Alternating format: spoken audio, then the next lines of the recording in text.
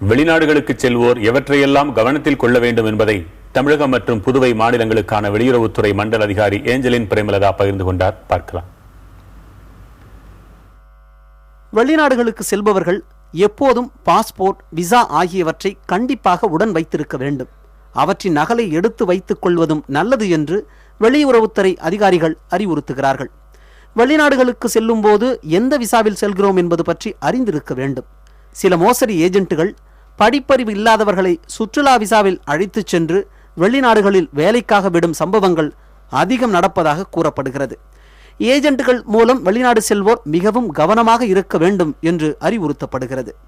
எந்த நாட்டுக்கு செல்கிறார்களோ அந்த நாட்டில் உள்ள இந்திய தூதரகத்திற்கு சென்று தங்களை பற்றிய விவரங்களை பதிவு செய்து கொள்ள வேண்டும்.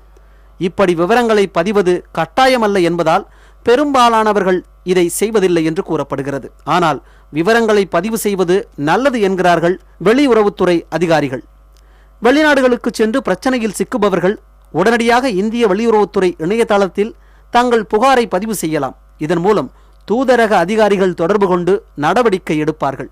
ஒருவேளை வெளிநாடுகளில் ஏதேனும் வழக்குகளில் சிக்கினால் அந்த நாட்டு சட்டப்படி அவர்களை மீட்கும் நடவடிக்கைகளை எடுக்க முடியும். எந்த நாட்டிற்கு செல்கிறார்களோ அந்த நாட்டை பற்றிய விவரங்களை தெரிந்து கொண்டு செல்வது நல்லது.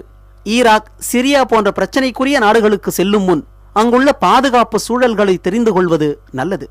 வெளிநாட்டில் பிரச்சனையில் சிக்கி இருப்போரை தொடர்பு கொள்ள முடியாத சூழலில் இங்குள்ள உறவினர்கள் மாவட்ட ஆட்சியரையோ மாவட்ட காவல் கண்காணிப்பாளரையோ அணுகி உதவி கோரலாம். அல்லது சென்னையில் உள்ள வெளிநாட்டில் வேலை செய்வோருக்கான மாநில நல ஆணையரகத்தில் புகார் செய்யலாம்.